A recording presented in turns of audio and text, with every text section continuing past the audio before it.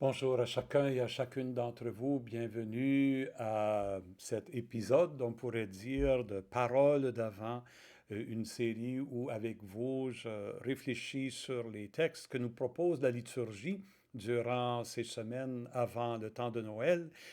Nous sommes rendus au dimanche 6 décembre, le deuxième dimanche de l'Avent. Comme d'habitude, nous commençons avec le prophète Isaïe. Nous sommes rendus au chapitre 40, versets 1 à 5 et 9 à 11. Et je dois dire un mot à propos de ce chapitre 40 parce qu'il marque le début, on pourrait dire, de la deuxième grande section du livre d'Isaïe. On peut séparer ce livre-là en deux grandes parties, les chapitres 1 à 39 et ensuite 40 et suivants. Les chapitres 1 à 39, la plupart de ces textes-là semblent avoir été rédigés à peu près dans l'année 750 avant Jésus-Christ. Et après, à partir du chapitre 40, les textes semblent avoir tous été rédigés 150 ans plus tard, à partir de l'an 600 avant Jésus-Christ. C'est une autre époque historique. On est capable de le voir d'après le contexte historique des textes, que ce sont deux contextes différents. Évidemment, ce n'est pas le même homme qui a écrit tout ça. On pourrait dire que Isaïe a comme fondé une école de pensée et il y a des prophètes qui ont continué son œuvre originale. La première section du chapitre 1 à 39, si vous avez suivi mes explications, mes présentations durant cette semaine, vous avez vu qu'il y a beaucoup de messages d'espérance, mais on a sauté les grands bouts. Ce sont des messages d'avertissement, de condamnation. Vraiment, 1 à 39 est marqué surtout par on pourrait dire, l'insatisfaction du prophète face à la fidélité et des rois et du peuple d'Israël, qu'ils ne sont pas fidèles à l'alliance. Et c'est pour ça qu'ils sont toujours en train de se retrouver dans des beaux draps. En d'autres mots, le plus qu'ils s'éloignent de Dieu, le plus Dieu les abandonne.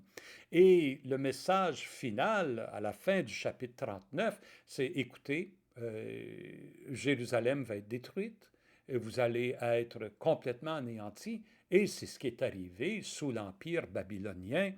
Et la ville a été détruite, le temple détruit, le peuple déporté vers Babylone et d'autres régions.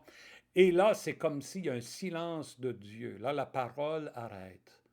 Et le peuple, on peut s'imaginer, est complètement découragé, perd foi. Il y avait eu des mots de promesse, on dit, mais Dieu, il ne tient pas promesse. Il avait dit qu'après la catastrophe, il prendrait soin de nous, mais il ne prend pas soin de nous. Ils sont dans cette ville, au temple idolâtrique extraordinaire, d'immenses statues. Ils doivent se dire que Dieu, il n'est rien là-dedans, leur Dieu n'est rien là-dedans. Mais voici que le prophète élève la voix dans une prise de parole remarquable. Écoutons ces premières phrases. C'est Dieu qui parle. Consolez, consolez mon peuple, dit votre Dieu. Parlez au cœur de Jérusalem. Proclamez que son service est accompli et que son crime est expié, qu'elle a reçu de la main du Seigneur le double pour toutes ses fautes. Oui, vous aviez péché. Oui, vous vous étiez détourné de moi, mais là, ça suffit. Vous avez assez souffert. Pour vos erreurs, pour vos fautes, pour votre crime, la sentence, là, elle est finie, là. C'est assez. Maintenant, c'est le temps de la consolation. Dieu dit, je suis avec vous et pour vous, et je vais maintenant vous relever. Et cette parole de consolation, dans le livre des Lamentations, qui est un livre qui rapporte des textes du peuple en Israël, souvent ça revient dans ce livre-là, il n'y a personne pour nous consoler, il n'y a aucune consolation. Ici, Dieu dit, moi, je viens vous consoler. Et c'est un ordre qu'il donne. Hein? Il donne cet ordre à une assemblée. On peut imaginer que Dieu, il est entouré de ses anges et puis il est en train de dire à ses anges, consolez mon peuple, allez consoler mon peuple.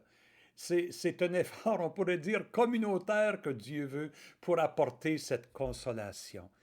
Euh, et là, une voix proclame, on peut s'imaginer, je ne sais pas, la voix de Gabriel ou de Raphaël ou de Michael. Il y a une voix, on ne sait pas, une voix céleste qui proclame dans le désert, préparez le chemin du Seigneur. Tracez droit dans les terres arides une route pour notre Dieu. Que tout ravin soit comblé, toute montagne et toute colline abaissée, que les escarpements se changent en plaine et les sommets en larges vallées. C'est un projet d'ingénierie, là, extraordinaire. Une route qui va de Babylone jusqu'à Jérusalem à travers un terrain horrible. Ça va être une grande route qui est en train d'être construite ici. On va voir dans Isaïe que cette route, c'est la route du retour des déportés qui reviennent à Jérusalem dans la gloire. Alors, la voix continue, alors se révélera la gloire du Seigneur et tout être de chair verra que la bouche du Seigneur a parlé. Tout être de chair. L'humanité entière va voir ce que Dieu a fait pour son peuple. Les gens vont s'étonner. Ils vont louer le Seigneur pour cette merveille qu'il fait pour son peuple.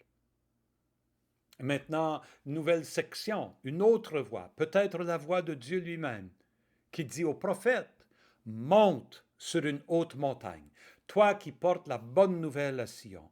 Élève la voix avec force, toi qui portes la bonne nouvelle à Jérusalem. » Évidemment, ce n'est pas à Sion, à Jérusalem, le peuple est à Babylone, mais c'est les résidents, tu portes la nouvelle aux résidents de Sion, aux résidents de Jérusalem. En d'autres mots, même si ça fait 2-3 générations que vous êtes à Babylone, vous êtes encore les citoyens de Jérusalem, les citoyens de Sion. Et le prophète se fait dire, dit aux villes de Juda, voici votre Dieu, voici le Seigneur Dieu. Vous pensiez qu'il était absent, vous pensiez qu'il était silencieux, le voici, il vient à votre rescousse. Et Isaïe continue avec 2 images, 2 métaphores de Dieu qui vient vers nous. La première est tirée du monde militaire. Il vient avec puissance, son bras lui soumet tout. Voici le fruit de son ouvrage avec lui et devant lui son ouvrage. Le fruit de son travail avec lui et devant lui son ouvrage, c'est la procession de victoire d'un général qui revient d'une guerre et qui entre en procession dans la ville avec, qu'est-ce qu'il apporte? Il apporte en esclavage les gens qu'il a conquis et toute leur richesse qu'il rapporte en butin. Mais ici, c'est pas ça ce que Dieu apporte avec lui sur ce chemin. Qu'est-ce qu'il apporte? Il apporte son peuple. Il apporte son peuple, voilà le fruit de son travail, voilà son ouvrage qui marche devant lui. Et là, la deuxième image qui est superbe, comme un berger, il fait paître son troupeau, son bras rassemble les agneaux, il les porte sur son cœur, il mène les brebis qui allaitent. Et là, ce roi qui vient, il est comme un berger qui marche avec son peuple, qui avance avec son peuple en portant les plus faibles, les plus petits dans ses bras. Quelle image de tendresse, de miséricorde et de bonté. Voilà le Dieu qui est annoncé par le successeur d'Isaïe au début du chapitre 40. Prenons maintenant la deuxième lecture. Je ris parce que là, on change de registre complètement. Cette deuxième lecture est de la lettre de Saint Pierre apôtre, la deuxième lettre de Saint Pierre. La plupart des spécialistes croient que ça a été écrit plutôt par un disciple de Pierre, peut-être Saint Marc, l'auteur de l'Évangile, parce que nous savons que Marc était un compagnon de Pierre. Mais ça se présente comme, on pourrait dire, le testament de Pierre à la communauté peut-être de Rome, parce que Pierre avait été chef de cette communauté à Rome. Et il leur écrit pour les inviter à ne pas se laisser détourner de la foi qu'il leur a proclamée et que Paul a proclamé, parce que dans sa lettre, il cite même Paul, il dit « Suivez ce que Paul vous a dit, de ne pas se détourner en écoutant de faux messagers, mais de rester attaché à l'espérance que Jésus lui-même a apportée. » Et il répond à une question en particulier, c'est que il y en a qui disent, Jésus a dit que le royaume de Dieu serait accompli, qu'il reviendrait dans la gloire, et puis, il n'y a rien. il n'y a rien, il ne revient pas, ça fait 30, 40, 50 ans, les apôtres sont décédés, tout ça c'est de la foutaise. Hein? Et ce disciple de Pierre écrit, au nom de Pierre, écrit à la communauté, mes bien-aimés, une chose ne doit pas vous échapper pour le Seigneur. Un seul jour est comme 1000 ans, et 1000 ans sont comme un seul jour. En d'autres mots, quand vous lisez les prophètes qui parlent du jour du Seigneur, n'imaginez pas une période de 24 heures, n'imaginez pas que ça va arriver rapidement. Le temps du Seigneur n'est pas notre temps. Le temps du ciel est un autre temps. Jésus est venu, il a inauguré le royaume, il a donné la mission à ses apôtres de continuer à proclamer cette bonne nouvelle et à inviter les gens à transformer le monde avec eux. Et nous devons continuer maintenant la mission des apôtres. Ne perdons pas patience. Mais sachez une chose, Dieu accomplira sa promesse. Et nous allons vers un accomplissement. Nous ne sommes pas entrés dans un cul-de-sac. Nous n'allons pas finir dans le noir, nous allons finir dans la lumière. C'est ça le message de Pierre. Donc pour le Seigneur, un seul jour est comme 1000 ans. 1000 ans sont comme un seul jour. Le Seigneur ne tarde pas à tenir sa promesse, alors que certains prétendent qu'il y a du retard. Au contraire, il prend patience envers vous, car il ne veut pas laisser quelques-uns se perdre. Il veut que tous parviennent à la conversion. En d'autres mots, avant que Dieu vienne détruire tout le mal pour établir le bien d'une façon définitive, il veut donner la chance à ce que l'histoire elle-même se transforme et soit prête à accueillir cet événement extraordinaire. Il veut que tranquillement le mal soit enlevé du monde. On pourrait dire, il veut que personne se tienne sous la destruction du mal, de peur qu'eux-mêmes soient éliminés avec le mal. Mais que chacun, que chacune puisse avoir la chance de se convertir à l'amour, à la bonne nouvelle, à la miséricorde du Seigneur. Donc, ce temps nous est donné comme un temps de travail, un temps d'apostolat, un temps de conversion toujours plus grande. Mais, il dit, mais, ne craignez pas, le Seigneur va revenir. Il viendra comme un voleur. Et alors, là, l'image qu'il prend, ce sont des images du langage apocalyptique de l'époque. On avait imaginé le monde naissant dans de l'eau. Vous connaissez le récit de la Genèse. Hein? Au commencement, l'Esprit planait sur les eaux et Dieu sépara les eaux qui étaient en dessous des eaux et des eaux par-dessus les eaux. Et puis, alors, on avait l'impression que le monde avait émergé de l'eau. Et là, il y avait des écrivains apocalyptiques qui disaient, ben, le monde, il est émergé de l'eau, il va finir dans le feu. Ça va être le feu. Le pape Benoît XVI, en passant, il a parlé du feu dans l'Écriture comme étant peut-être un symbole de l'amour de Dieu, un amour qui brûle parce qu'il purifie, un amour purificateur, un amour qui fait vivre ce qu'il y a de bon en nous, mais qui enlève ce qu'il y a de mal.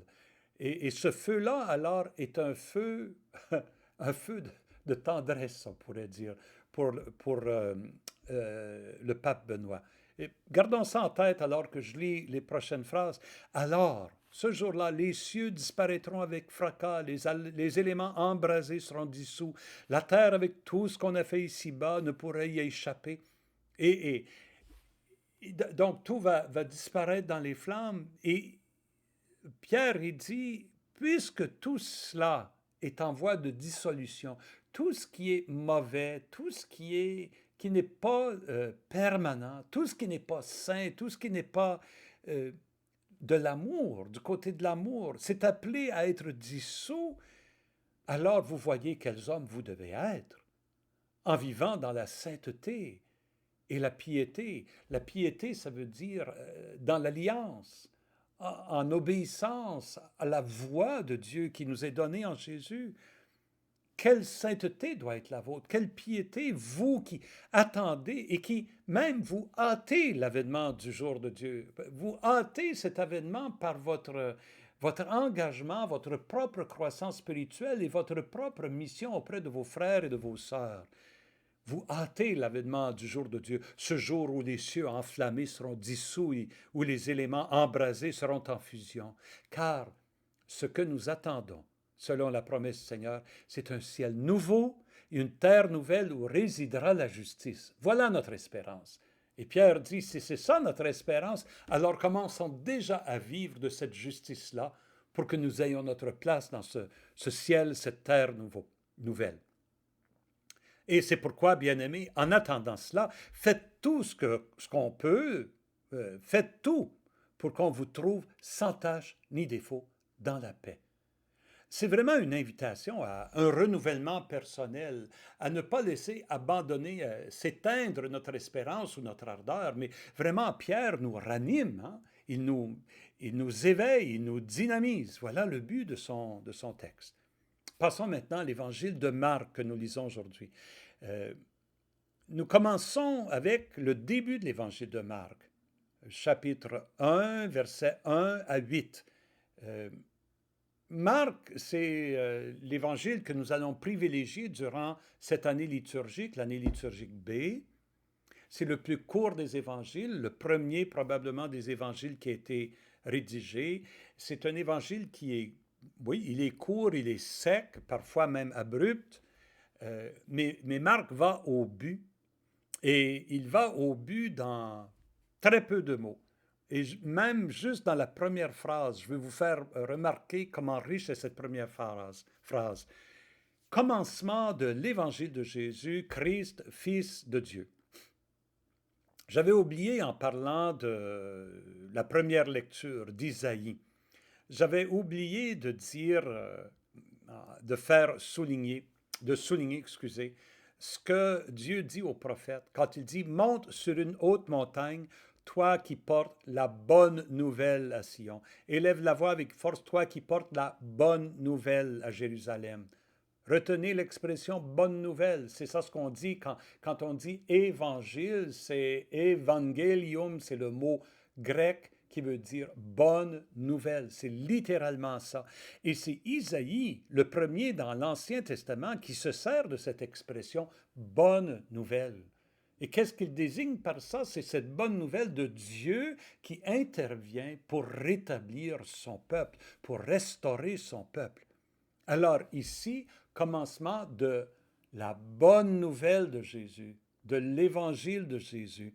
Ce que Marc est en train de faire, c'est d'aller chercher l'expression d'Isaïe, et il dit, c'est en Jésus maintenant que Dieu va venir pour restaurer son peuple, pour renouveler le monde.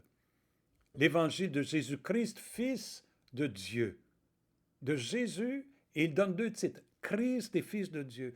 Christ, parce qu'il est le Messie. C'est ça ce que veut dire Christ. C'est le mot grec. Christ, ça veut dire celui qui a reçu l'onction. Mais qui a reçu l'onction? C'est le Messie, le descendant de David. Donc Christ, Messie, descendant de David. Isaïe avait annoncé qu'un descendant de David viendrait faire l'œuvre de Dieu. Alors c'est Jésus. Marc est en train de dire dans ces quelques mots, Jésus vient accomplir ce que Isaïe avait prédit. Mais il ajoute un autre titre que Isaïe n'avait jamais prévu, Fils de Dieu.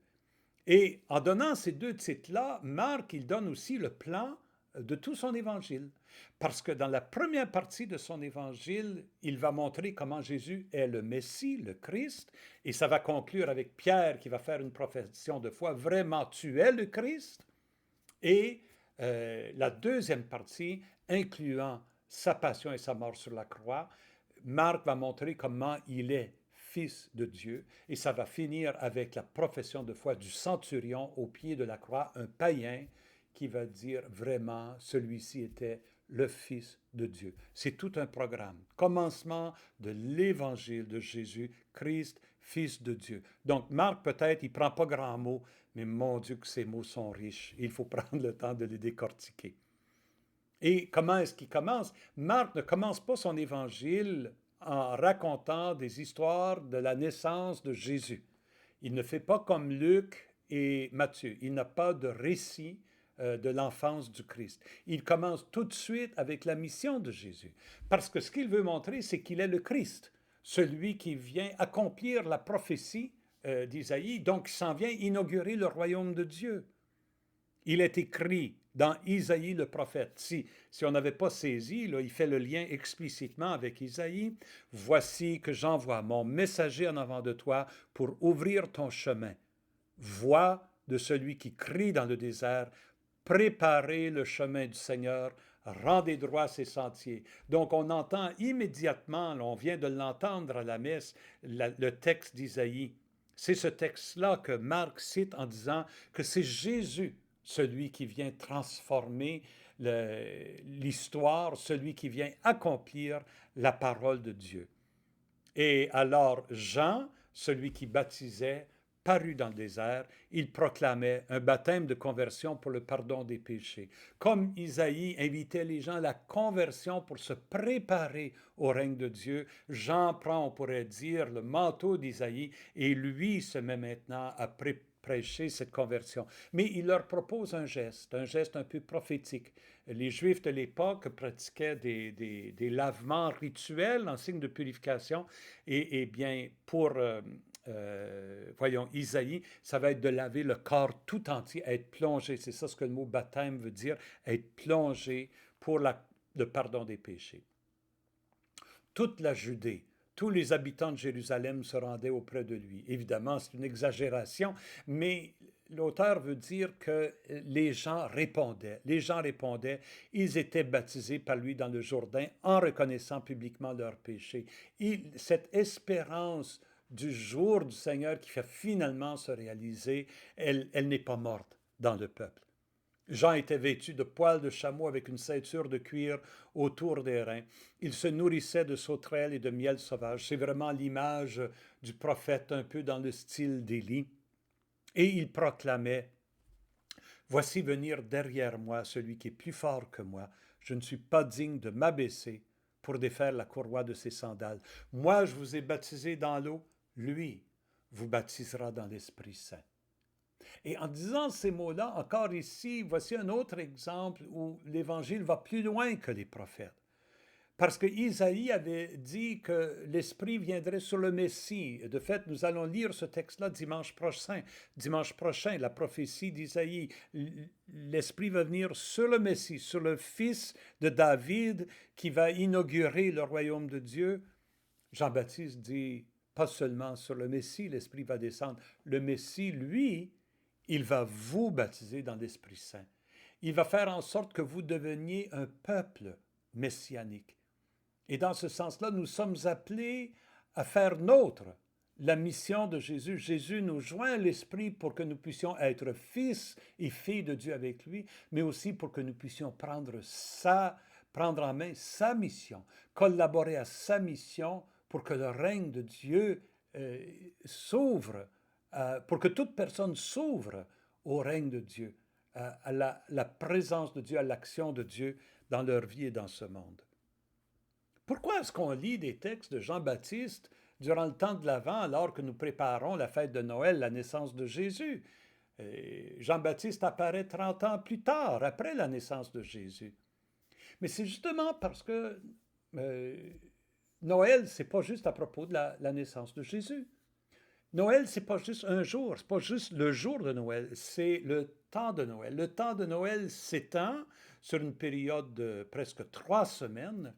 Il commence avec la naissance de Jésus, il touche l'épiphanie, qui est la manifestation de Jésus au monde entier, aux nations, à travers le symbole des mages qui viennent adorer, mais il conclut avec le baptême de Jésus, parce que le travail messianique de Jésus commence avec le baptême.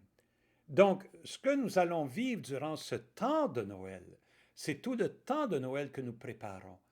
Après le temps de Noël, là, nous serons prêts à entrer dans ce que Jésus a fait, dans ce qu'il a dit, à partir de son baptême.